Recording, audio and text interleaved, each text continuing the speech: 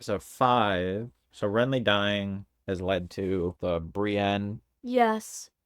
pledging herself to Lady Stark, which I think she needs in this case because she's out there by herself. But not only that, Lady Stark needs it, but Brienne needs it as well. She needs Yeah. to have something. I wonder if she's gonna be fight for. Lady Stark. I hope so. I mean, she did say that she was invited to her table. Yeah, I think she's unofficially making her part of her family because she said she never knew her mother or she never had a mother. Yeah, with Stannis, they're coming with ships and Renly's troops to attack King's Landing, which is probably, I would assume, going to be the season finale episode for it to guess. And they're going to use the wildfire in a way to. I'm glad Stannis did listen to Sir. I'm not going to get this right. Sir Vanos? Launch it?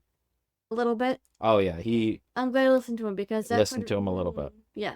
I just hope that sort of doesn't create a conflict with that red lady. Yeah, that's going to be a problem. He convinced him not to bring her. So I don't know if they're going to like attack on two sides. I would assume that Stannis would want to split people up and attack from one direction and another direction so they can force them to split their troops in King's Landing up to two sides.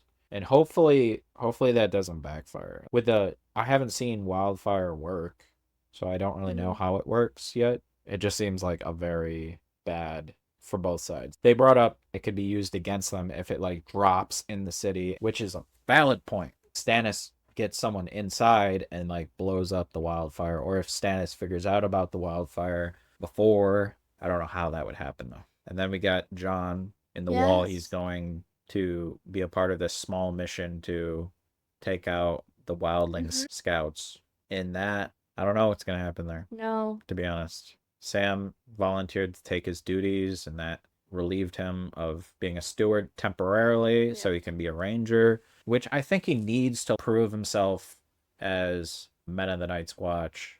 He can be counted on in any situation, not just as a steward, which... But also that he needs to know that being a ranger may not be all that you had imagined of it. Hopefully that goes well, and he can prove himself to rise up a little bit. The lady who had the potatoes. What's her name? Potatoes. In the basket. Three-eyed raven and all kinds of dreams. Oh. Believing Bran. Jeez. She was holding back. I think she's afraid of what dreams he's having, because I think she realizes that they're actually true. And she heard his dream about the waves in the ocean. She's like, oh my God. I really hope that doesn't happen. All of his dreams up until this point have been true. Yes. So I'm thinking about that, like, they just got attacked by Theon's little group. I don't know. Maybe Theon plans to like attack somewhere and then attack a different place. And that's what he sees coming, is because there is a lot of symbolism there. He's talking about, like the drowned men are lying all around, which goes back to their like drowned god. They like worship the drowned god and stuff like that. So there's a lot of symbolism like popping in there. It's interesting. I don't know what about this season. Feels like I haven't really latched on to any new characters. When the red lady had that ghost thingy, I don't know what it's really called. When they said it looked like Stannis, does that take shape? Yeah. Of that's any what I'm thinking. Person? Or is it just of person who you conceived it with? I don't know about that. I'm just thinking it took the shape of Stannis, because I don't know if that'll ever happen again. I hope it's not like a goddamn reload and shoot, reload, like shoot, reload, shoot. No, I'm talking about like you have to get her pregnant again and then use it again and then get her pregnant again and then use it again. But what if you don't have to do that? What if it just continues? She didn't. Well, I don't think she looked pregnant at the end when she had the shadow baby. You know, she didn't look pregnant anymore. I don't think it's like she's not giving birth to puppies. It's not going to be like 17 shadow babies coming out. I know that. What I'm trying to say is that what if that shadow baby that's now when it takes form of anything, it disappeared after. Did it disappear, or did it disappear and then come back again? I don't know. I would assume it's not going to come back. That would be pretty... If it came back and it's just like all over the place all the time, raising hell is what it is, raising. Yeah, that'd be pretty overpowered. It'd be Because all I thought of that coming and then going crazy when Stannis goes and travel. I don't know. Oh, to the siege? Yes. That'd be... That's what I was trying to get to. Kills like Joffrey and the Queen. That'd be broken. That'd be broken. I would be like, okay, I hate these characters, but we can't use this MacGuffin to solve all our problems. Maybe it was just... I think it's just a one-off thing where he used it on Renly to switch all the soldiers over to his side. I was kind of hoping that plotline went somewhere and we could have got something out of it. It's over. But those two characters like Loras Tyrell and I don't know the other girl's name, Tyrell, they're leaving, going back. But the interaction they had with Petyr Baelish when she was like, I want to be queen, and he's get a little smirk on his face. So I don't know what that means. Oh, yeah. Does that mean... Okay, I'm going to make a prediction. Does that mean she's going to be Joffrey's queen? That they're going to propose her to Joffrey? Because that would like X... Well, Sansa's already... He's already arranged to marry Sansa. Well, I don't think Petyr Baelish cares. That's what I'm saying. Whoever is in his favor, I understand that. He can pull... I think he has enough leverage in that situation to negotiate that whole situation, maybe without the Queen's knowledge. But then if that happens, then there's no reason for Sansa to be alive. Well, there is, because Jaime's not back. If Jaime were to die or escape, then Sansa, there is no use for Sansa at that point. But right now, that's not the case. Yeah. Jaime's just having... There's a lot of characters that are like on ice, too. Like Jaime's on ice right now. Nothing's going on with him. We get interactions with him as a prisoner. Even the common people of King's Landing know that there's something going on with him. Oh, yeah. They were like preaching in the streets about the corruption, and which is interesting. And then they call them Tyrion. The demon monkey. I feel like Ned Stark anchored that season so well. That actor anchored season 1 so well. Without him in this season, there is no one picking up the slack. And I feel like that's the shortcoming. Is I haven't latched on to another character. I feel at some points Tyrion did, but it kind of dissipated when... And it feels like we have so many side pieces, so many side characters. We're in it, we're out of it, we're in it, we're out of it. Yeah. It's sort of hard to latch on to any one. Maybe that'll change like as characters do more things and get things done more. If I were to cut it down to say my favorite characters of this season that are new, I would say probably Sir Davos is one of them. Brienne is one of them. Mm-hmm. What's a new character? I don't like the Melisandre character. I mean, she's playing a good character, but I just don't like her in terms of... I have no clue what her motivation is. I don't get her at all. And I definitely... I'm trying to think of new characters. Lady Tyrell. She has a good mind for this. Yes. Like the movements of the kingdoms and like what she wants. But she's kind of like another Petyr Baelish almost, because she just wants to rule and she doesn't care. Like what... Like, even after seeing her king dead, she's switched off her. He was never a king, and I was never a queen. Mm-hmm. And he's, do you want to be a queen? I want to be the queen. I was like, whoa. So her saying the queen means the queen of the 7 kingdoms. Yeah. So who is the king? Joffrey. Unless he's thinking of replacing him and then setting up, which I don't even know who that would be. The people vying for the throne currently are, who have a rightful claim, Stannis and Daenerys. Yes. Those are the only 2. And I don't see her marrying Stannis. No. To be honest. No. Maybe she would. She was even offered a proposal by X-Foss something. Who? The person who... Oh. Yes. I thought you were still talking about Theon. Yeah, I don't know if that's going to pan out, because I think he's... again, just trying to use her. Well, yeah, that's what I thought too. Like, he can say it in as much of a flowery way as he wants, but I'm pretty sure he's just using her. That's when her advisor came in and was like, listen. Yeah, and he loves her, and he doesn't want to see her get married again. And you could see that at the end of their conversation before they wrapped up their... Yeah, she realized it, that he loves her, and she didn't realize it before, which is hard, because how do you not? He's followed you around, not because he wants to... try to keep you out of burning yourself alive. Yeah, he wants to be with you. He loves you. If there's anything we missed, we can discuss it in the comments and on Patreon. Thank you, patrons, for always appreciative supporting us and being with us. I know I haven't put out a lot of episodes. No, I do an episode every week, but this week I'm doing 2 for you guys. Hopefully you appreciate it. And I just don't want to get too far ahead from the YouTube release. 5, 6 episodes ahead is good. I don't want to get so far ahead. The people watching are basically telling me things in the comments that I already know, which already happens. It already happens. But sort of you want to have a communication with them. Basically, I have to pretend most of the time when I'm in the comments, I have to pretend I'm on that episode and be like, oh yeah, thanks for telling us that. I actually already know, but I'm not going to tell them that. Yeah. I'm just you don't want to make them feel like meh. I don't want to make people feel like you're telling me useless things. No. I already know it, but I do appreciate getting a different perspective from everyone. Yes. I understand everyone's perspectives are just opinions. It's cool to see different opinions and different perspectives, even if they're not technically canon or correct. It's just how people perceive things, which is fine. You can perceive it completely differently than everyone else. It doesn't mean it's wrong or right or anything. But that's the internet, you know?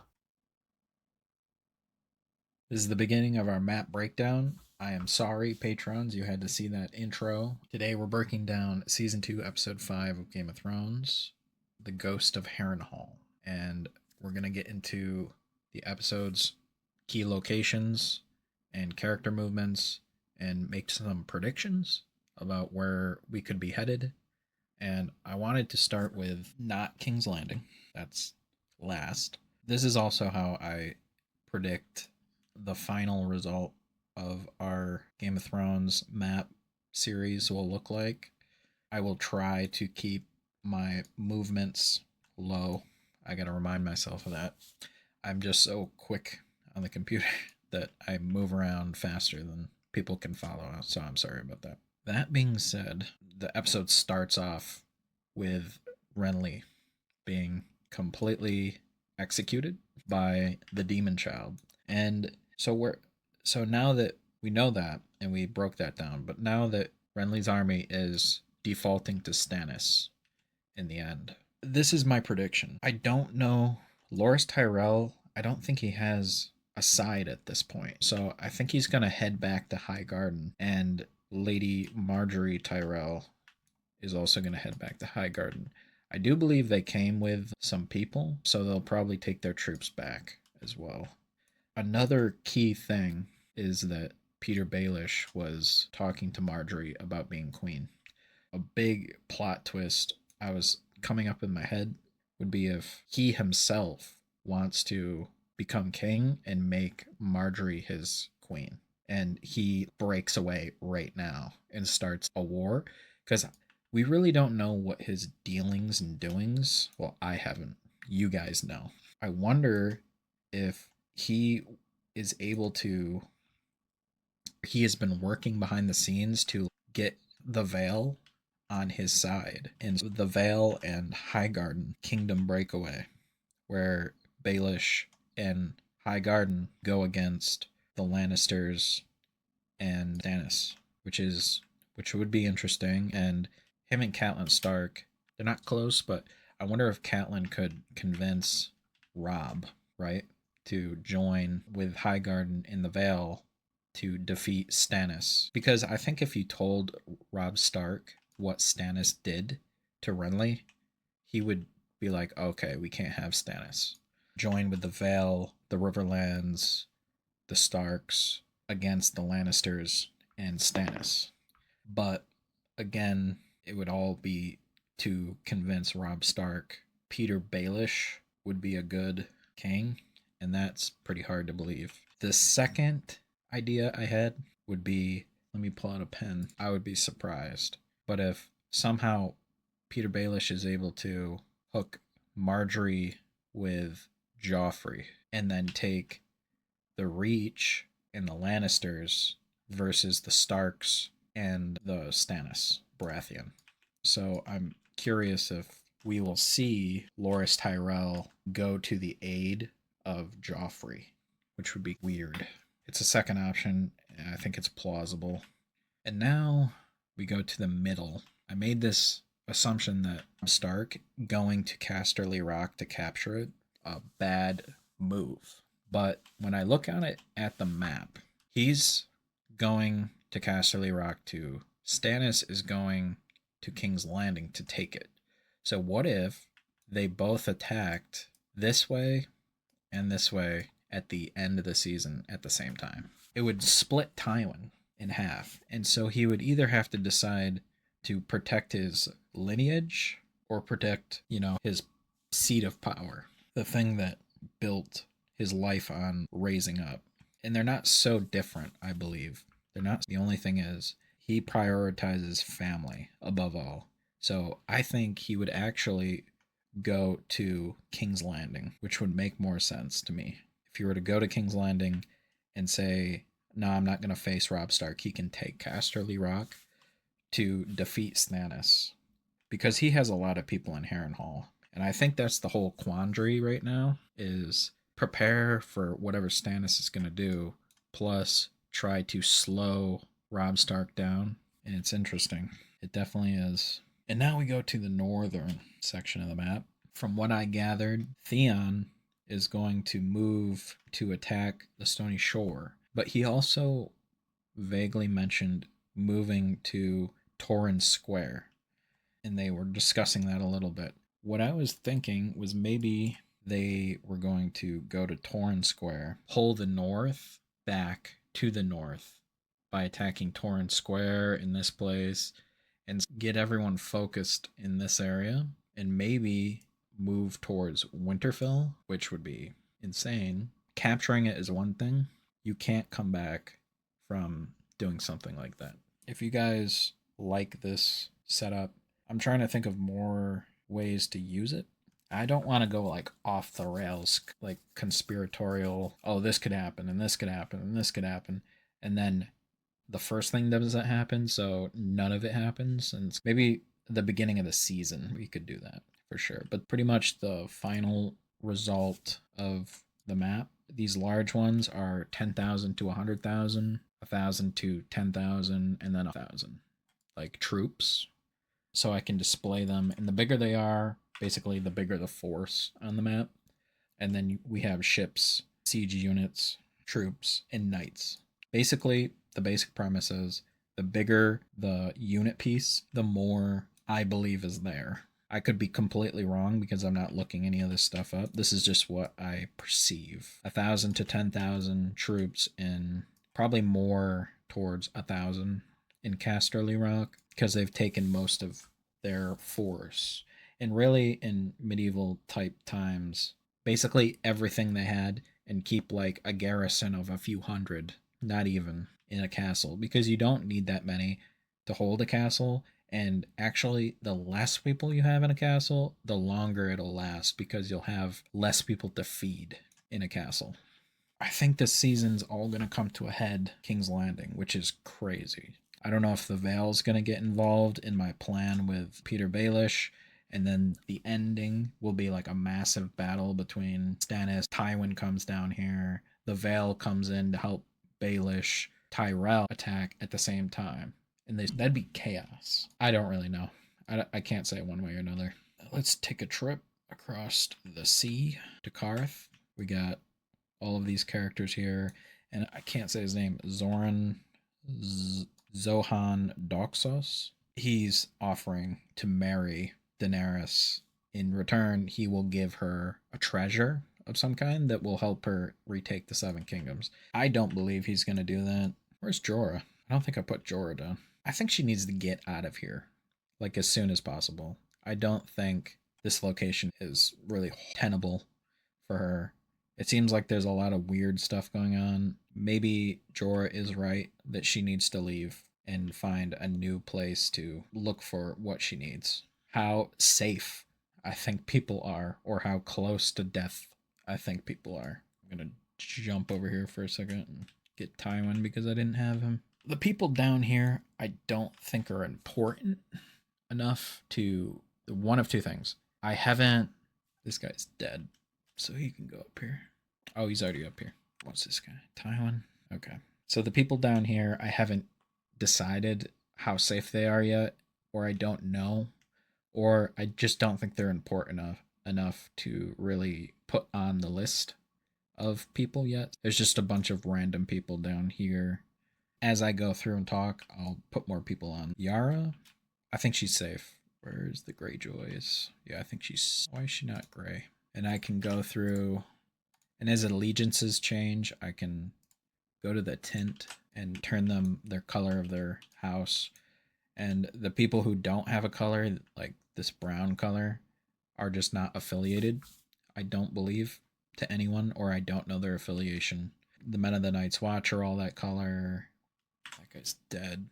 So I just put someone on there. Like Pycelle, I would put him as in danger. So to break it down, the bottom is safe, the middle is in danger, and the top is, I think they're about to die in the show. Or to die this season. I just don't know how yet. You can see all the people I think are safe down here. The Mountain, the Hound, Varys, Petyr Baelish, Balon Greyjoy. He's just in Pike right now. I don't think he's in danger. Melisandre I put down here because she's not going to the siege now because of what Sir Davos said. Yara, I think she's smart enough to stay alive right now. Loras and Margery are safe because I think they're disengaging for the most part for right now, at least for this episode and next episode. Hodor, I just put him there because... And then the people are in danger.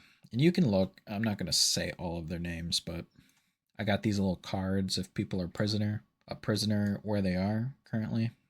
And if I'm missing something about that, you just let me know. And the further they are back from the safe line, I think the more danger they are in. Jon Snow in the back here, he's a main character. We follow him heavily, and I think because of that, he might be closer to... He's in more danger because he's a main character. And then I shoved all of Stark kids and the people in Winterfell back here just because of what Theon said. And then Brienne of Tarth and Catelyn are over here in danger just because of they're out in the middle of nowhere together. And these people are captured. But I think Arya's safe, Gendry's safe. They might kill off the Hot Pie guy just because I think he's a side character and they would kill him off. Pycelle was released, Lancel Lannister. Like, all of these people in King's Landing are in danger because of the invasion coming. Like Joffrey, obviously Jaime's a prisoner, so he's really in danger. Tywin is in a bind. He's just torn between two fronts, and I don't think he knows how to manage it both. I think he'll figure it out in the end. I just don't think he understands what to do right now, or else he would be moving. The only reason he's in Harrenhal is because he doesn't know what to do. He can't chase the Stark because he knows Stannis is on his door, on his back door. He needs to be... Oh, sorry. He needs to be ready to... Sansa is a prisoner. Sansa always close to death here. Like, one thing could change and it could go wrong. And obviously Stannis is going into the siege, so it's going to be bad. And one last thing before we run away. Speaking of Stannis and that invasion, this is how my idea of the siege would go so far. Obviously, they're coming in. Melisandre is not there. They got the ships from the pirate, so they got enough ships to carry a lot of people. This is what they should probably do. They were talking about they were going to move into the city, but there's so many gates. There's the Mud Gate, all of these gates. So they need to move around the city, land in different locations with the ships, move on each gate individually. One of them will open up. One of them will break if they bring enough equipment to break them down. As soon as one opens up, the game's over. Generally, what a siege looks like, they go to every location that you can enter a place, and they make sure no one can come in and no one can go out. And then they'll break down the gate. They have 100,000 people. They could have 20 over here, 10, 10, 10, 10, 20. So they could attack all these gates in force all at the same time. The Lannisters and the King's Landing, City Watch, and all of them will be way too distracted to put enough people at each of these gates.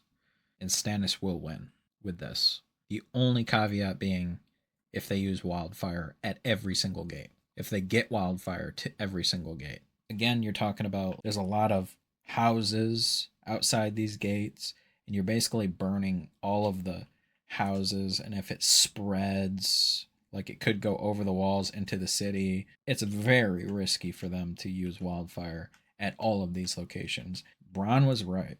Like it is too risky. But honestly, it's the only way they have to really defeat Stannis before he even gets here.